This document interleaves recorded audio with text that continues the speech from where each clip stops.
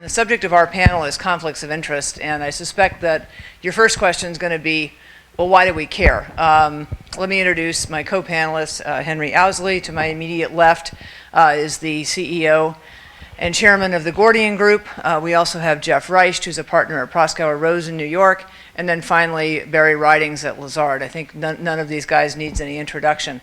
We want to talk about conflicts, and the reason that you should care about this is it really kind of hits most of us where we live. It's a question of, can we get retained, and are we going to get paid if we do get retained? And so that's that's kind of the real life the real life question for the end of this here. Let me set the stage, because I suspect that there's a lot of non-lawyers in the audience, and I suspect that you're kind of thinking, well, who cares? Conflicts, what's the problem? The issue is that the bankruptcy code requires that anybody who's going to be paid out of the estate, so either an investment banker or a lawyer for the company that's in Chapter 11, must be so-called disinterested. And disinterested means a bunch of things, including not having been an officer or director of the company. That's not usually a problem.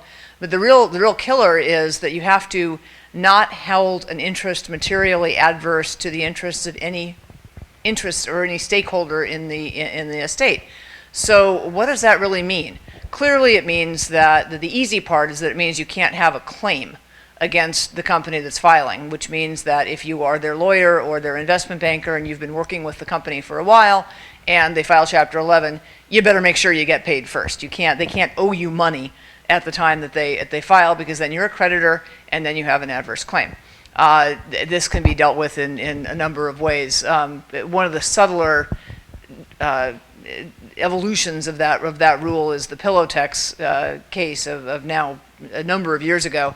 But you also have to be sure not only you're not a creditor on the day they file, but you got to make sure that you didn't get any payments that within the 3 months before the company files that could be recalled as a preference, because then you're a potential preference defendant and then you're not disinterested either.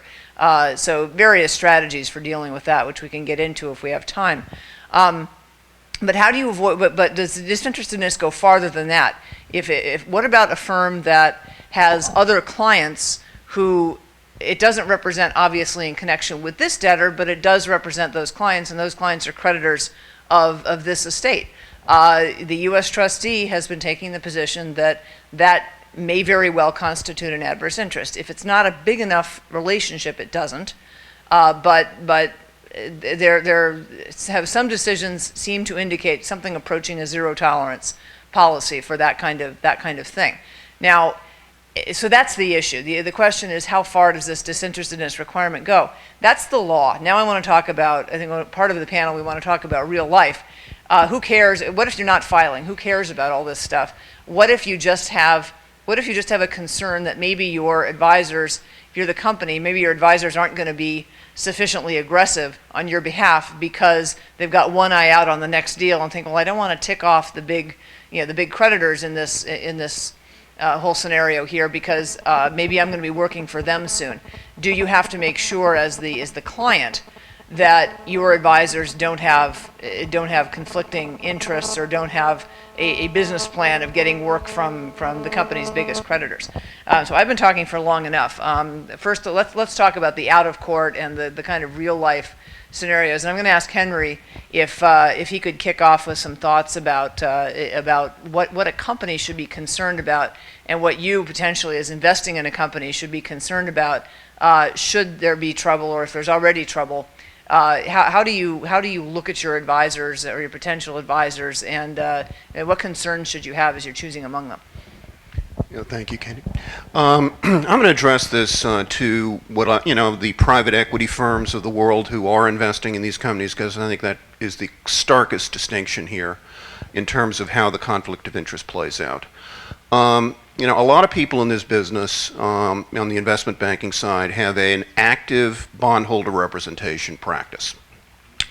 And they will approach a company or its private equity backers and say, we can really help you with the amenities and social graces with your bondholders because we know them and we work for them. Well, if you hear that, put on your track shoes and start running, because there could not be a more stark example of conflicts of interest, because a lot of lawyers and financial advisors who find themselves in that position are going to do an analysis after they're hired, conclude that the value waterfall stops somewhere in the bondholder class, tell the board that old equity is not going to be getting anything, and thanks for playing. We don't address it that way. Bondholders, we don't do bondholder work, so we can't get a call from a bondholder, giving some threat in the middle of the night.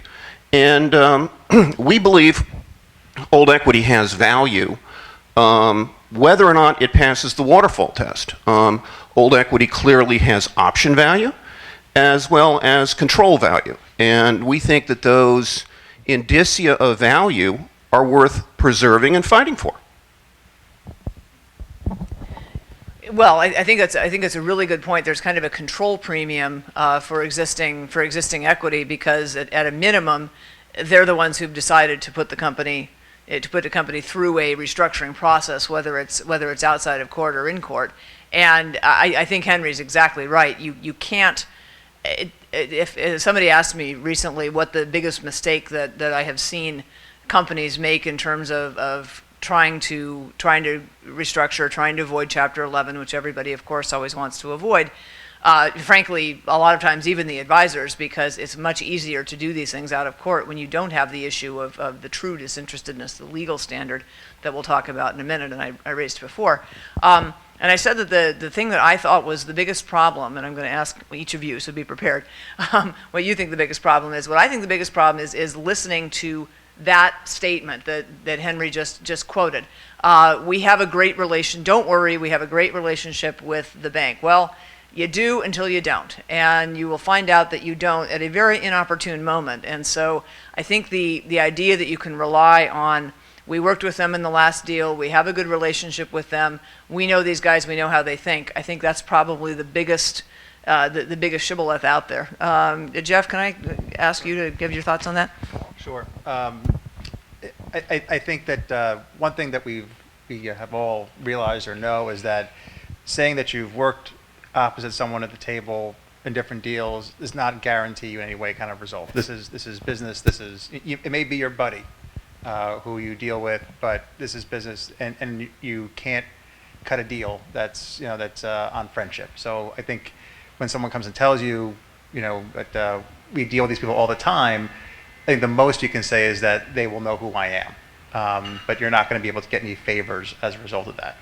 The other thing I think, just a couple of points that you were making before, is one is that when we talk about conflicts, we can talk about them generally, but conflicts are very fact specific and context specific. So, we talk about these things, there are a lot of details that we may not have that might change the outcome. But also, I think you can't think about conflicts, in a pre-bankruptcy context without also thinking it in the post-bankruptcy context. If you play by one set of rules on the idea, or hoping that we won't be in a formal court process, so this is what we won't worry about the disinterestedness issue for now.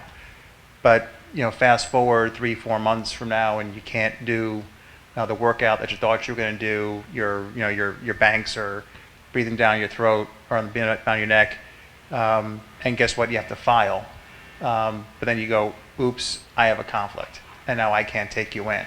That is got to be probably the hardest and worst conversation with a client you could ever possibly have, because you now at their moment where they need you, you can't be there. So I think even though you are in a pre-bankruptcy context, you do have to think long and hard about whether or not you can continue if you were to go into a process. And if you have a conflict, is it something that you can fix with a conflicts counsel or something of that sort? But you have to think about these things proactively. Maybe to follow up on that, we often see that where the agent bank pitches the company and says, I can be your restructuring advisor and we'll get this all done out of court. And that happens all too frequently, that the company feels indebted to the agent, and then the agent can't get an uneconomic deal done, and they do find themselves exactly in the position that Jeff mentioned.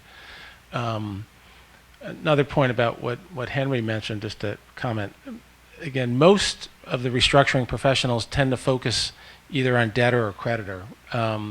We at Lazard tend to focus on the debtor side. We don't do a lot of creditor work for some of the reasons Henry mentioned. I can't take a position in the morning for the benefit of a debtor and I flip it in the afternoon for the benefit of a creditor. If I'm in front of a judge, he's going to notice that difference. The second thing is that because we beat up the creditors in the morning, they don't really want to hire us in the afternoon. So they don't want to tell us our secrets in the afternoon that I can then use on them Tuesday morning. So you'll find most financial advisors tend to focus on one or the other.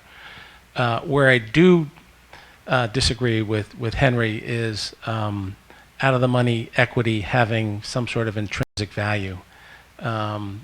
Out-of-the-money equity has fiduciary duties to all creditors, not just the equity. This is not a new argument between Barry and me, by the way. No, we spar over this for the last 20 years, I think. But again, that's not a question of conflict of interest. That's just a question of how you're advocating for your client. Although it does raise an interesting question for all of us as professionals, but I think particularly for the lawyers. At the end of the day, who is really your client? Because as Barry just mentioned, there are fiduciary duties and to all creditors, and creditors persistently and loudly make the argument to debtors' counsel and advisors all the time. Hey, wait a minute. Who are you really working for here? The company hired you, but you can't expend too much energy trying to protect old equity, and old management, because they've got no economic interest here, and you should really be doing everything that we tell you to do. And the usual riposte that I give is, but I have to maximize value, and who's to say that your way is your preferred way is necessarily the way to maximize value, and then you get into the whole North LaSalle and auction and exposing it to the market. But I wanted to ask Barry and Henry a more subtle refinement of, okay, normally you do represent the debtor or the creditors, and you don't switch as facilely between the two as some lawyers are able to do, kind of on the basis that there are different facts in different cases. And I think Jeff and I are going to talk about that in a little bit. But have you ever had the situation where an individual within your firm is bounced out because a creditor dealt with you on the last deal and said, I feel like I didn't do as well as I otherwise might have because of that guy in your firm. He was really aggressive on behalf of your client. In that case, I would prefer not to see his or her face again. Does that happen? We haven't had that experience. Again, I think it's largely because of what Barry was alluding to, is that some of us live on the debtor side of the equation and don't go back and forth. And, creditors are entitled to their opinion, but just because you were mean to them doesn't mean you're going to get bounced out of a case. Or either that, or that means that you're all mean at your firm. So, So they just won't hire you. we actually do see that, but it's a nuance. If we do a restructuring, the creditors usually get control of the company, control of the board, comes out of bankruptcy, and then these hedge funds have an attention span like my grandson, really short, but they say it's 2 or 3 years. But in any event, they're looking for a way out, so they're going to sell it. Ironically, I guess it's not a surprise, we don't often get hired by that creditor-dominated board to sell the company. It usually goes to whoever represented the creditors when they did the bankruptcy. Right. Even though, arguably, someone else might have better qualifications to sell the company. So that's the way we see that. But it isn't going to be you, whatever it is. You raised a point earlier about, Jeff raised the point about the horrible situation of having advised a company and then suddenly realizing, we can't put them in because we have a conflict. And that can happen, as Barry was saying, on the advisor side. The agent banks, they do this all the time. They say, well, we're your agent and we've provided financing for all these years. Just so happens that we have a restructuring group over here. How about hiring them, and how about entering into an engagement letter with them? Well, that's an absolute recipe for getting one or the other. It's going to be the investment, the advisor side is going to get bounced out if there's a filing, because unless the bank gets taken out, because there's debt there. They clearly have an adverse interest. But of course, at the time that you sign the engagement letter, you've also signed up for some kind of tail provision. And depending on how much money you think or how many cents on the dollar you think that unsecured creditors are going to recover in the case, that tail could be something that's material. And so it's a real problem when you now have to go out and hire another restructuring advisor, a financial advisor in the bankruptcy case. If they're successful, you're going to pay them, but there's also going to be a claim at least for the amount of the tail. And that's, as I said, if it's a 3 cent on the dollar case where value breaks pretty high up in the unsecured, it doesn't matter. But if there's a lot of value there, it can be a problem. Have you guys ever seen attempts to just abandon the tail or break the tail? Yeah, that happens all the time, and because a company comes to you and say, well, I'm not going to pay your success fee because I'm on the hook for this other success fee. Well, we're not going to go work for free. So, what that does is push the debtor and/or the debtor's attorney into going back and cutting a different deal with the prior advisor. That happens all the time. Yeah, and again, another nuance, the way we see it, typically the agent bank, more often than not, is the DIP lender, and if we come in subsequent, that's one of the things we get a release from. Agent, release me on any claim if you want to do the DIP. Right. Jeff, can you talk a little bit about whether you think ethics walls really work? Well, I have to believe they do. My formal position is. Exactly. I've been put on the other side of walls in various matters, and if you have if you come from one firm to another, and you have a matter that that there's a clear conflict that you can't take, the wall goes up, and you can't, and you obviously can't talk to people about it. In the case that I was involved in, the other attorneys were physically in another office on the other side of the country. They have to work. I think there's some issue under certainly some laws whether or not those actually work as a matter of law. If not, the conflict is then imputed to the entire firm. So, as a practical matter, I think they do work because at least I've always operated under them. Maybe there's examples where in other places where the wall is given lip service, but I think it's the way all big firms will handle these matters. Otherwise, any small matter you'll get the full conflict out of. Has any of us ever been asked to resign from a smaller matter in order to bring in the bigger matter that's clearly conflicted? We've never put ourselves in this position. If we undertake an assignment, it's like you're married for life, and you're going to develop a pretty poor reputation if you jettison a client in order to take on another one.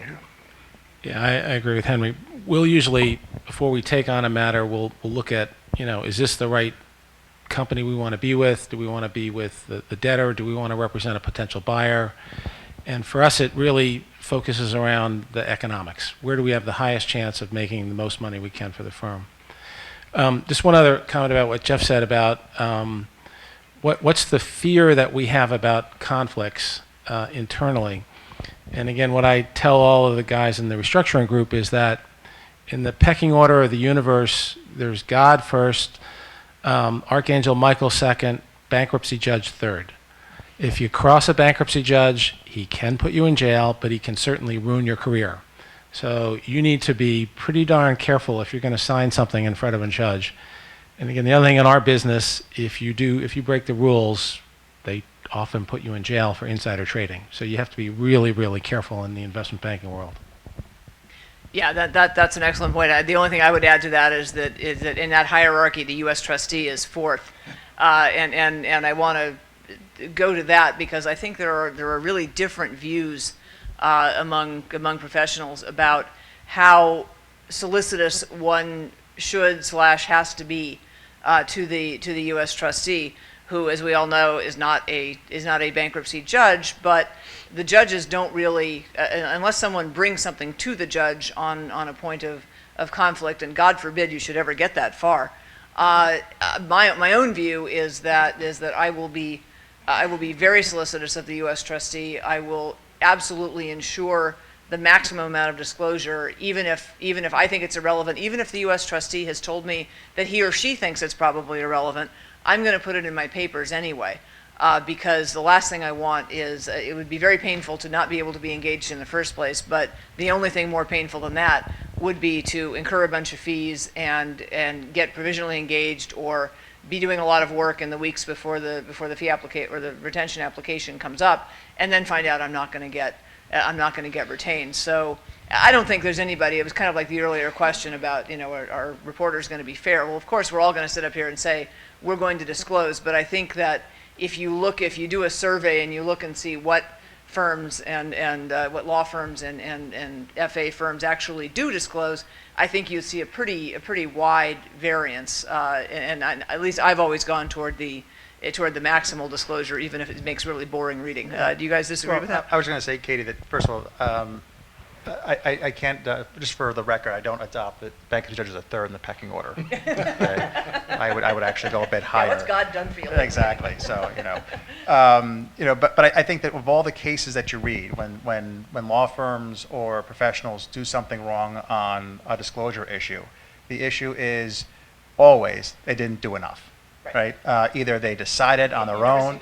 Right. They decide on their own that it wasn't material, or that that the affiant wasn't told. Whatever it is. I mean, there's no downside to making more disclosure than you need to. And the truth is that the truth will set you free. And the more you disclose, the more you move past those issues. And I know no one's going to say no, you shouldn't be solicited U.S. trustee. But the bottom line is that's what they're there for. And on the first day of your case, when you stand up there before a judge, and there are also the rules, you don't get retained on the first day anymore. But you don't want to have that be the issue. That's not going to be the driver of trying to get this company off the ground.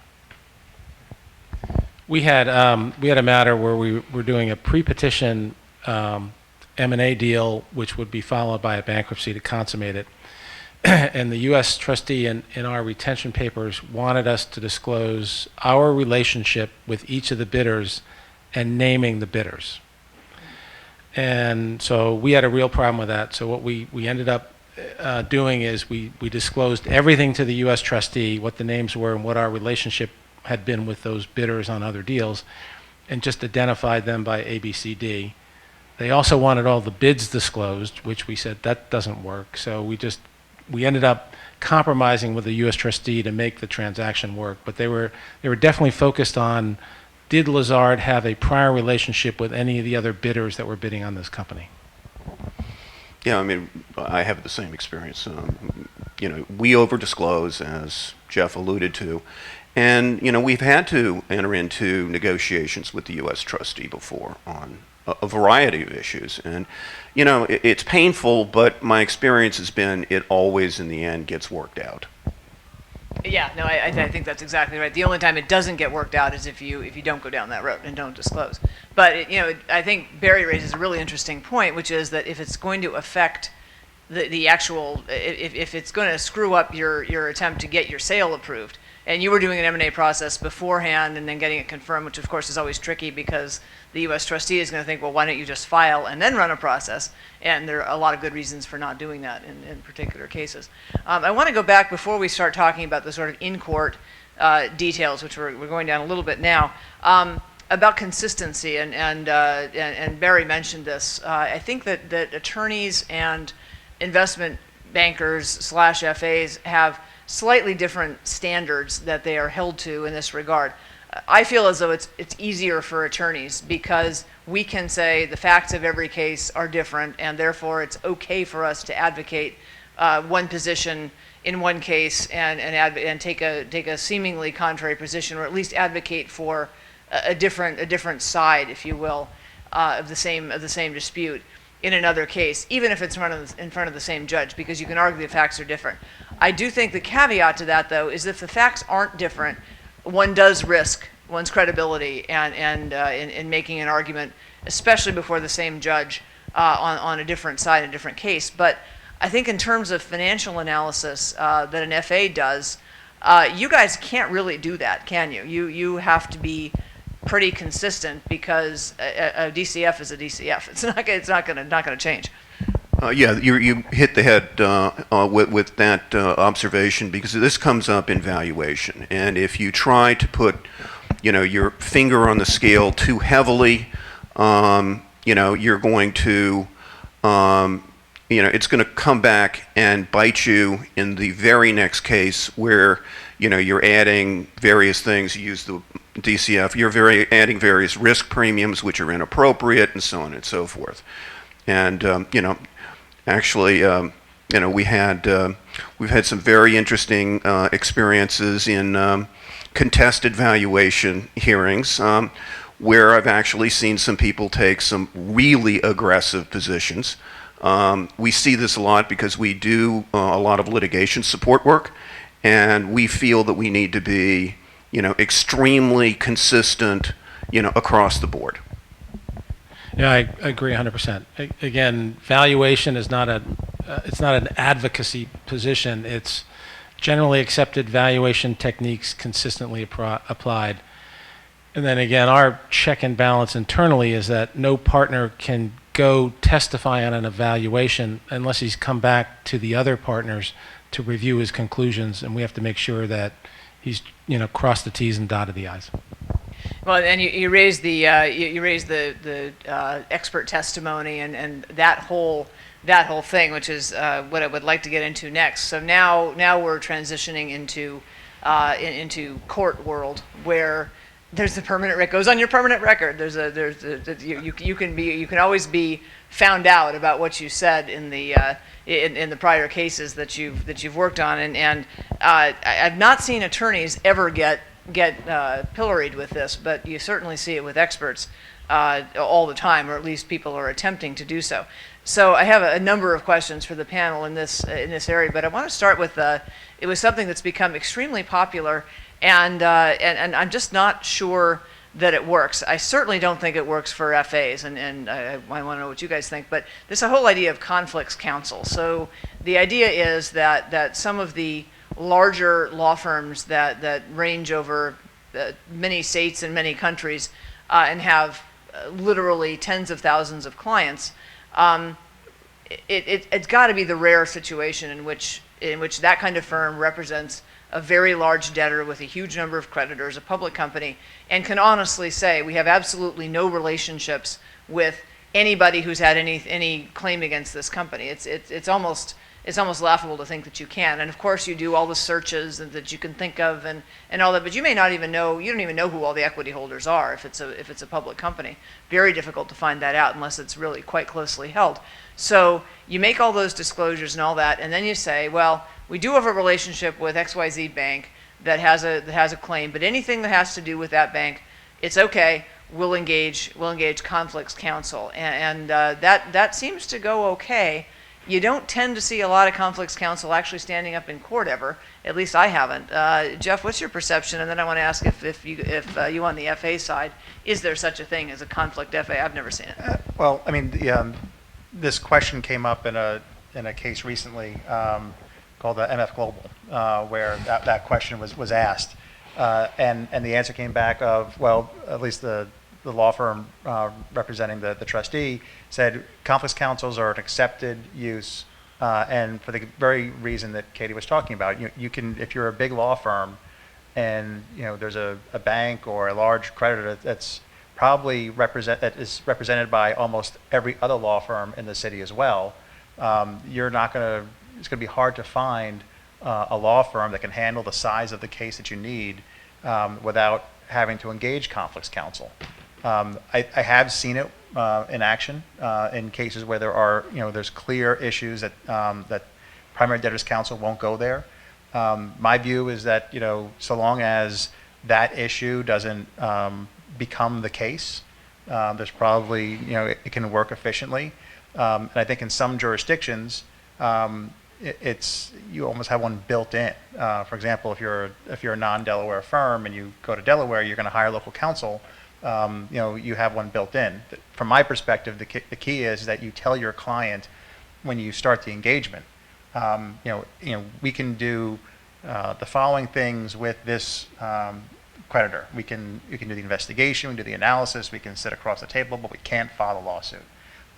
If they understand that, and again, it's disclosed to the court, I don't see a problem with it.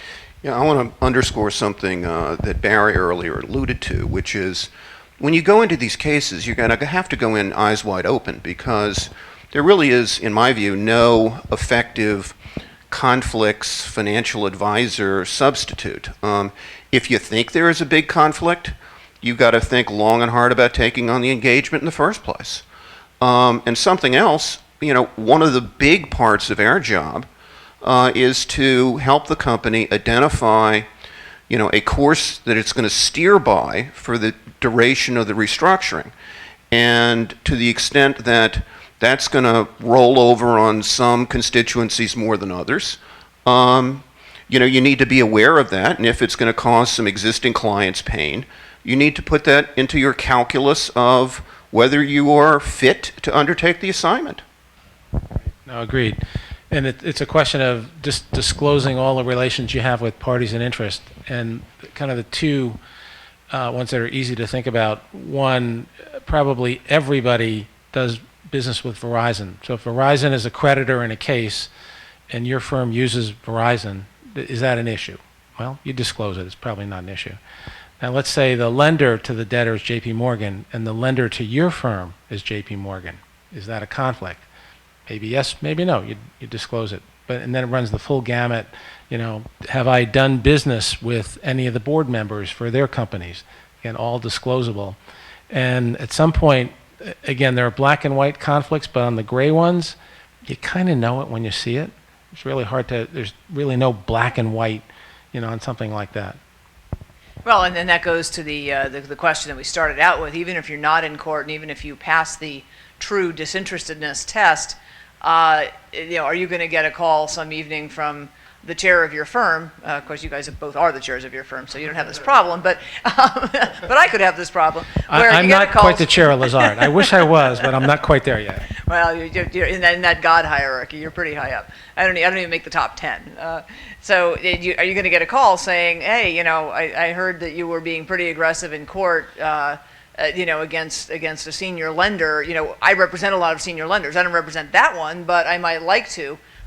You think you could dial it back. And I think very rarely would you actually get that call, but certainly I think law firm heads kind of lie awake thinking about that stuff at night. One of the issues you just touched on is that there is a distinction between a legal conflict and a business conflict, right. Which is that it may be that you absolutely can. This will be approved by the court. It'll go through, but from a firm perspective, you can't. It'll anger the client so much that as a business matter, you won't take it, and it's a different type of conflict. And there's lots of unpleasant conversations that we all have, where we think there's an opportunity, and you can say, I can't believe that my partner thinks this is that we shouldn't be doing this, but that's navigating a political environment of a law firm as opposed to an in-court environment.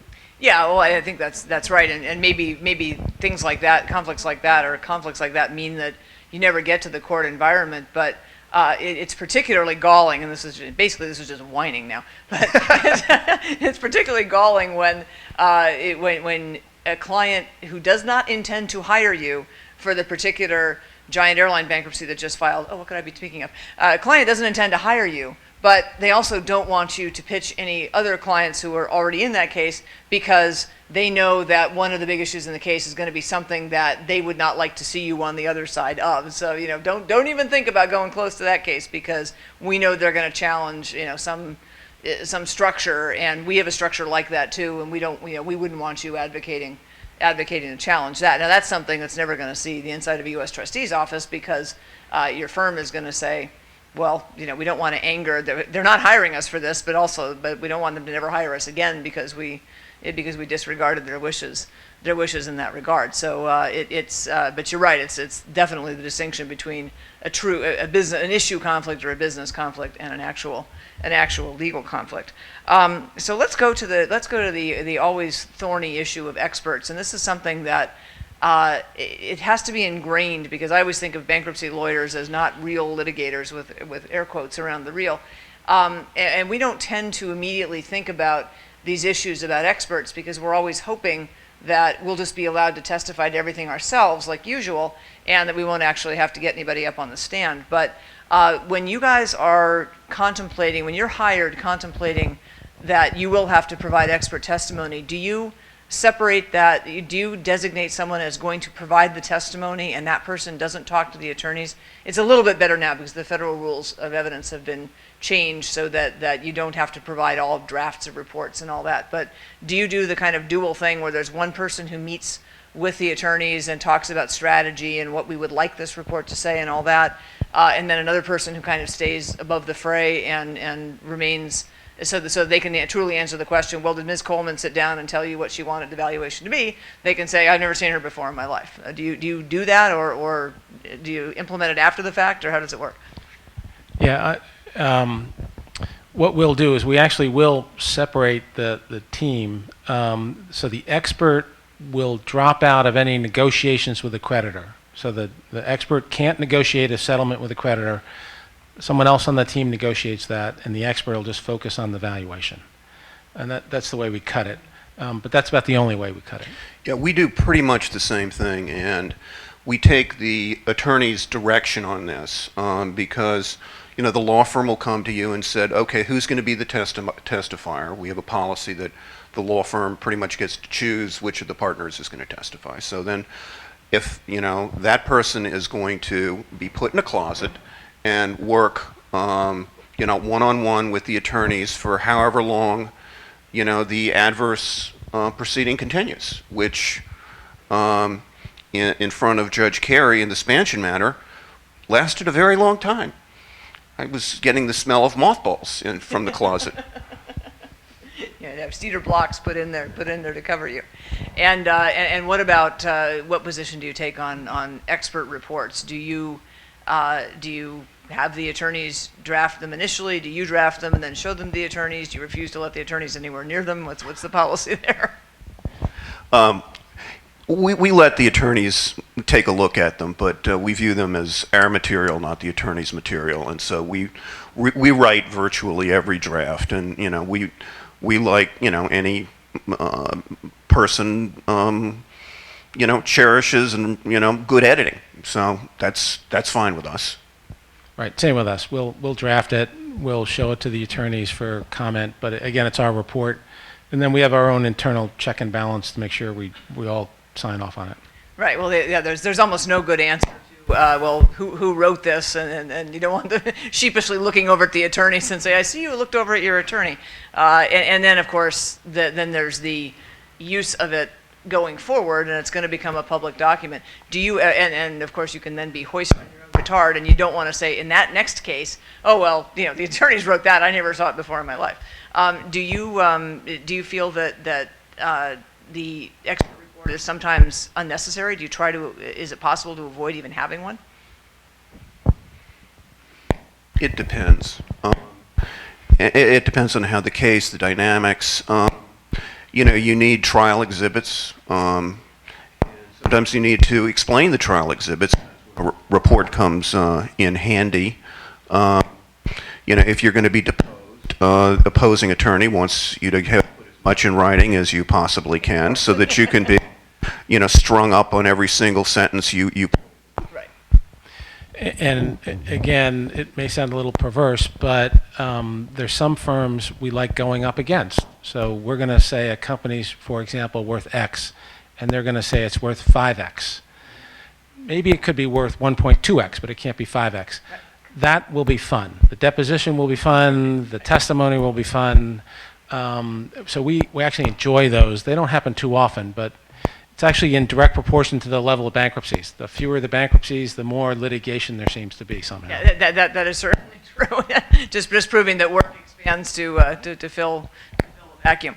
The last question I want to address is going back to that kind of who's your client question, and the issue of, okay, do you not only do you represent the creditors really as opposed to the entity, but let's talk about representing a company. You don't represent the board, you represent the company, and what happens when there start to be fraying around the edges between management and the board? Very easily can happen. Management can have their own agendas. Management may, seen this repeatedly, goes off and forms its own buying group for the company. That creates some real conflicts for the management team itself and creates some, some problems for the attorneys and us in terms of what can be disclosed to management and what can't be because, they're now a bidder. So yeah, that's a real issue. Another one is, to what constituencies do you owe what responsibilities as a board? At some point in time, you owe, some responsibilities to virtually everybody in the universe as a result of this. We allow, the attorney-client conversations to build on that reality, and and we work with attorneys in order to provide the right input to the board based on what the attorneys think is necessary under those circumstances. Yeah, often the harder issue for us is when, as we often do, we conclude that management is incapable of managing the company and that not the right team to take it through and out of the bankruptcy. We think we have an obligation to tell the board. We don't usually get fired, but we've really kind of thrown a little gas on the fire. But if the management team is the reason you're in bankruptcy through poor management, you've got to make a change. And that's a little tougher for us, but we do it. Well, and I think these challenges come up. They're really exacerbated in the vast middle market, as Henry was talking about in the last. Henry Miller was talking about in the last panel. We're all talking as if everybody's AMR, and they're not. There are a lot of closely held companies, and the problem that Barry just alluded to is really bad when you've got 3 out of 4. You've got a 5-member board, and 3 of them are the CEO, the CFO, and the COO. How do you tell that board, well, you 3 guys kind of suck, and you've got to get rid of them? That's a really difficult conversation to have because the board may very well feel that those people are so invested that maybe they can't run the company, but I think it's the rare management person who really looks inside him or herself and says, I'm just not the right person to do this.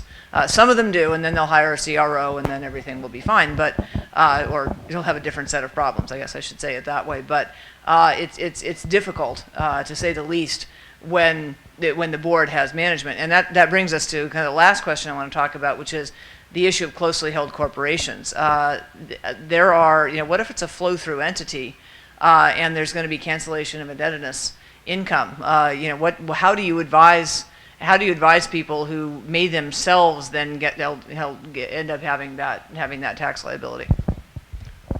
We've had 2 of those cases in the last 15 months. Where all of a sudden the owner, and it's generally because we raise our hands and say you need to get the tax geeks in here, that's kind of the worst day of the CEO's life. When he realizes he's not only going to lose his equity value in the company, but he's going to get a big due bill from the IRS. And so we again work with tax counsel to see what we can do to mitigate that.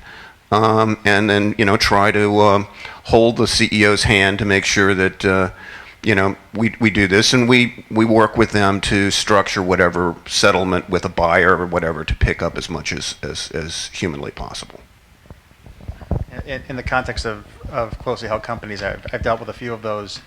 When you come across an issue, your client is the company, and the company doesn't have a family. The company doesn't have a mortgage and a car bill, and there's people that run the company. You have to balance that. But the important thing, or the advice that I try and ascribe to, is that at the very beginning of the engagement, when you're going to be retained by this closely held company, make it clear who you represent. It doesn't mean that, you bring everything that you can to try and avoid certain situations. And as Henry's saying, you bring in tax advice when you need to. But, the bottom line is, your responsibility is to the company. And if giving advice means, unfortunately, you get fired, think of the other side. What if, if you give advice and the client says, no, we're going to do it this way, are you willing to put your reputation on the line to take this company, through a process and try and defend it? I mean, again, you're remembering that you have to zealously advocate on behalf of your client. Your client's the company. Yeah, fortunately, we don't deal with a lot of sole proprietorships, so we're mostly public company arena. Well, that does make it a lot easier. Never any graft in public companies, though, right? Oh, we have graft, yes. Right, exactly. Graft, corruption, but other than that.